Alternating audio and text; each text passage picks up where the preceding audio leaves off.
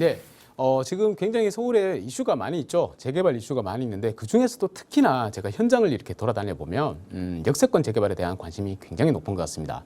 자체적으로 역세권을 진행 중인 곳, 많이 진행된 곳도 있고요. 또 이제 시작하려는 단계에 있는 곳들도 있는데 무엇보다도 우리가 먼저 알아야 될 것은 내가 여기다가 투자를 해도 되느냐 이거를 판단하기 위해서는 역세권 재개발에 대해서 어느 정도 제대로 지식을 갖추고 있으셔야지 투자를 하시더라도 걱정 없이 편안하게 투자를 하실 수가 있는 겁니다. 그래서 제가 오늘은 역세권 재개발에 대해서 조금 더 자세하게 말씀을 드리고자 합니다. 역세권 재개발에 지금 왜 관심을 가져야 되는가 이렇게 정리를 한번 제 나름대로 한번 해봤습니다. 그렇게 해보니까 한 4가지 정도로 나눌 수가 있는데요. 첫 번째로 주택정비형 재개발이라고 그러죠. 이 주택정비형 재개발이 일반 민간 재개발, 우리가 여태까지 뭐 투자를 하고 아니면 말을 들어봤던 그 재개발이 바로 주택정비형 재개발입니다. 일반 재개발이라고 생각하시면 되는데 이 역세권 재개발은 이 일반 재개발 대비해서 구역 지정 요건이 굉장히 완화가 되어 있다. 그 말은 뭐냐면 구역 지정되기가 굉장히 수월하다. 주민들이 동의했고 열의만 있으면 지정 요건이 굉장히 완화되어 있기 때문에 지정이 쉽다 이 얘기입니다. 왜 그런가? 뒤에도 제가 한번 설명을 드리겠지만 일반 주택정비형 재개발 같은 경우에는 우리가 노후도라는 기준을 만족을 일단 해야 되는데 이 노후도가 66.6% 이상, 66.67? 왜 이제 소수점 이렇게 나오냐면 3분의 2 이상이 동의를 해야 된다는 겁니다. 그래야지 최소한 기본적으로 필수 조건을 만족한다는 건데요. 이 67% 맞추는 게 좀 쉽지는 않아요. 이렇게 해보면 쉽지가 않기 때문에 재개발 진행할 수 있는 구역들이 그렇게 많지는 않다. 이 내용입니다. 그런데 이 역세권 재개발은 요건이 완화됐다 그랬죠. 이게 그러니까 67%가 아니고 60%로 완화가 되어 있습니다. 60%로 완화되어 있고 세부 여건도 일반 주택정비형 재개발보다 좀 더 완화가 되어 있기 때문에 구역 지정이 굉장히 쉽다. 나중에 뒤에서 제가 한번 설명드리겠지만 그거 보시면 알 겁니다. 그래서 이 장점이 있다. 역세권 재개발에 관심을 가져야 된다. 어지간하면 구역 지정이 될 수가 있기 때문에 꼭 관심을 가지자 이 말이고, 특히나 또 용적률을 완화해 준다 그럽니다. 이 용적률이 우리 일반 재개발 같은 경우에는 용적률 우리 서울 이종 일반 주거지에서 맥스로 받으면 250까지는 받을 수가 있어요. 그런데 용적률을 완화시켜 주는데 이 역세권에는 많은 사람들이 몰리고 또 이용을 많이 해야 되는 지역이기 때문에 우리 시에서 인센티브를 준단 말입니다. 그래서 한 100까지 500%까지 상승을 시켜줘요. 500%까지 인센티브를 주니까 한 250%를 더 주잖아요. 200% 이상을 주잖아요. 그러면 그 반은 임대로 가져가요. 그런데 그래도 그 반을 일반 분양분으로 사용을 할 수가 있기 때문에 사업성이 굉장히 좋아집니다. 그래서 다른 재개발들에 비해서 들어가는 분담금이 확실히 낮아질 수가 있다. 이렇게 예상을 하기 때문에 사업성이 증가해서 분담금이 낮아지니까 또 재개발 구역이 지정되기 쉽다. 사람들도 다들 동의를 많이 하려고 그러겠죠. 자, 그리고 이렇게 다 지어지고 나면 바로 중요한 게 이 서울 시내에 초역세권, 바로 역에서 500m 이내의 거리에 있으면 되니까 초역세권이라고 할 수 있죠. 이 초역세권에 대단지 아파트가 들어온다는 얘기입니다. 용적률을 그만큼 많이 주기 때문에 세대수가 엄청 많겠죠. 세대수가 많은 만큼 힘이 있는 대단지 아파트로 갖춰진다. 그래서 우리가 투자할 때 역세권 재개발을 중요하게 생각을 하고 투자를 해야 된다. 이 얘기고요. 자, 그리고 이제 권리산정 기준일이라고 생뚱맞게 하나 적어놨습니다. 이 권리산정 기준일이 굉장히 중요한데요. 서울시 같은 경우에는 우리가 투자를 하게 되면 이제 신속통합이니 아니면 공공재개발이니 이런 걸 투자를 하게 되는데 우리 투자자들은, 투자하시는 분들은 물론 구축에다가 투자하시는 분들도 있겠지만 구축 같은 경우에는 갭이 굉장히 크단 말이에요. 가격들은 빌라 가격들은 올라가 있는데 전세가는 굉장히 낮아서 이 들어가는 투자금이 많기 때문에 가급적이면 투자금을 낮춰서 투자할 수 있는 방법을 많이 찾고 계시는데 그게 바로 이제 신축입니다. 신축은 가격은 높지만 그래도 전세가가 많이 받쳐주기 때문에 투자금이 상대적으로 좀 적은 그런 경향을 많이 보이고 있습니다. 그래서 투자를 하시고, 또 신축의 장점 하나가 취득세, 임대사업자를 내면 취득세 85% 감면 혜택이 있죠. 물론 무주택자가 투자하시기에는 임대사업자를 내실 필요는 없지만 주택을 한 채라도 보유를 하고 계신다 그러면, 조정지역에 주택을 한 채라도 보유를 하고 계신다면 당연히 임대사업자 활용을 하셔가지고 취득세 감면을 받으셔야 되겠죠. 그래서 신축에 많이 투자를 하시는데 이 신축의 문제가 서울시 같은 경우에는 신속통합 재개발이라고 해가지고 어차피 또 공고가 또 나올 겁니다. 그렇게 되면 이 권리산정 기준일을 2022년 1월 28일로 딱 못을 박아버렸기 때문에 그 이후에 준공이 되는 신축들은 다 현금청산 대상이 돼버려요.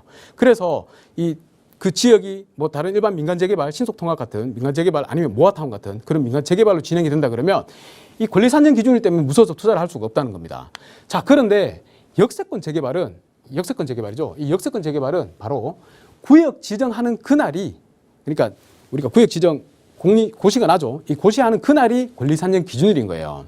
그 이전에 물론 시도지사가 투기를 방지하기 위한 목적으로 권리산정 기준일을 그 이전에 지정은 할 수는 있습니다. 그런데 문제가 뭐냐면 선의의 피해자가 발생을 할 수도 있다는 거죠. 그래서 문제가 생길 수가 있기 때문에 현재까지로 봤을 때는 정비구역 지정일이 권리산정 기준일이다. 그래서 역세권 재개발을 추진하는 지역에서는 권리산정 기준일 때문에 무서워서 투자를 못하는 분들은 없으시길 바란다. 요거를 꼭 말씀드리고 싶었습니다. 그래서 신축 투자할 때 걱정하지 마시고 준공이 아직까지도 뭐 동의서를 걷고 있다거나 이제 사전검토 들어갔다거나 뭐 이제 공람 날 것 같다 이런 지역에는 투자를 하셔도 무방하겠다. 걱정하지 마시고 재개발이 될 수 있는 역세권 지역에 있는 빌라에다가 신축 빌라에다가 투자를 하셔야 된다. 이렇게 말씀을 드리고 싶습니다. 자, 그리고 이제 두 번째로 역세권 재개발이 뭔지를 쭉 설명을 해놨는데요. 우리가 볼 게 많습니다. 뭘 봐야 되냐면 주거환경 정비법 봐야 되죠. 시행령 봐야 되죠. 규칙 봐야 되죠. 서울시 도시환경 정비법 조례 봐야 되죠. 그리고 또 운영 기준이 있어요. 역세권 주택 운영 기준. 거기다가 한 가지 더 주거환경 정비 기본 계획까지도 봐야 됩니다. 이거를 총망라해서 머릿속에 딱 넣어놔야지 이제 역세권 재개발에 대한 플로우나 아니면 상세한 세부 요건들을 다 갖출 수가 있는 겁니다. 그런데 다 보기에는 양이 어마어마하게 많죠. 그래서 제가 좀 줄여놨습니다. 우리 도시환경 정비 사업이 옛날에 있었는데 그게 바로 상업 공업지역이 지어지는 건데 그 재개발이 바로 역세권 재개발이다라고 생각을 하시면 되고 여러 가지 내용들이 있습니다만 법이나 아니면 규칙에 조례에 여러 가지 내용들이 나와 있습니다만 결국에는 역세권에 500m 안에 승강장으로부터 500m 안에 역세권의 구역이 지정되는 곳 그게 바로 역세권 재개발이다라고 생각하시면 되고요. 가장 중요한 거 역세권 정비계획 그러니까 정비구역으로 지정될 수 있는 입안 대상지의 요건이 있는데 요거는 기억을 하셔야 됩니다. 일반 재개발 사업은 3분의 2 이상이라고 그랬습니다. 3분의 2 이상이라고 그랬는데 이 역세권 재개발은 노후불량 건축물의 수가 자 여기 보시면 60% 이상인 지역이면 된다라고 서울시 조례에 딱 박혀 있습니다. 그래서 철도역 승강장 경계로부터 반경 500m 이내 그리고 노후불량 건축물의 수가 동수 기준으로 했을 때 60%다. 그러면 역세권 재개발이 가능한 곳이니까 여기다가 투자를 하시면 되겠고요.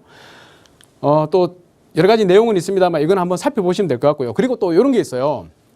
1차 역세권 사업지 안에 전체가 포함되어야 된다고 하는데 지금 현재는 350m 기준입니다. 350m 기준 내에 그 구역 전체가 포함이 되어 있어야지만 진행이 될 수 있느냐? 아니요. 그게 아닙니다. 왜냐하면 위원회에서 인정할 때 완화가 가능하다고 했기 때문에 가급적 500m 안에 들어와 있으면 구역이 지정될 수 있다. 예전에 뭐 원효로 일가나 아니면 효창동이나 이런 역세권 재개발 구역 지정되는 데를 보시면 알 겁니다. 그래서 너무 500m에 350m에 한정해서 생각하실 필요는 없다. 이렇게 말씀을 드리겠습니다. 자, 노후도 기준을 이제 60% 이상이 되면 된다고 말씀을 드렸고요. 그리고 또 세부 요건이 있습니다. 선택 요건이라고 하는데 한 3가지 요건이 되어 있어요.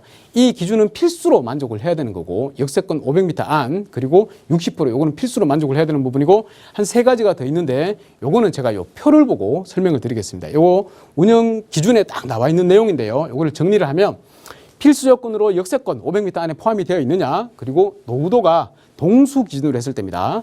60% 이상이 되느냐 요거를 만족하면 된다. 요게 만족되면 바로 아래 단계에 나와서 선택 요건 3가지 중에 2가지만 만족하면 바로 구역 지정이 될 수 있다 이 얘기입니다.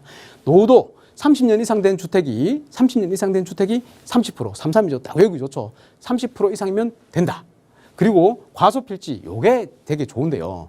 일반 재개발 같은 경우에는 과소필지 서울시 조례 기준으로 했을 때 90제곱입니다. 근데 이 역세권 재개발은 150제곱을 해주기 때문에 과소필지로 포함될 수 있는 범위가 훨씬 늘어나 버립니다. 그래서 150제곱 미만인 과소필지가 40% 이상이 되면 됩니다. 어지간하면 다 40%를 만족하기 때문에 걱정 안 하셔도 될 것 같습니다. 그리고 점일 이용이라고 해서 2층 이하 건축물이 50% 이상이 되느냐. 그래서 노후도 과소필지 점일 이용 3, 4, 50% 이상이 되느냐.